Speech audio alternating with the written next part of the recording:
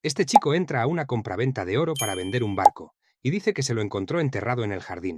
La dependienta lo observa con atención y rápidamente le dice que no es de oro, según las marcas en realidad es de plata, pero señala que partes como las cruces, hilos y varios detalles están hechos de acero o materiales similares. Aún así, le explica que el barco es aproximadamente un 80% de plata, así que decide pesarlo. Marca algo más de 7 kilos, lo que equivale a unos 5,5 kilos de plata pura, con un valor de unos $12.400. Si fuera de oro, valdría más de $600.000. Pero aún así, el chico acepta la oferta sin negociar y olvida su sueño de convertirse en un pirata.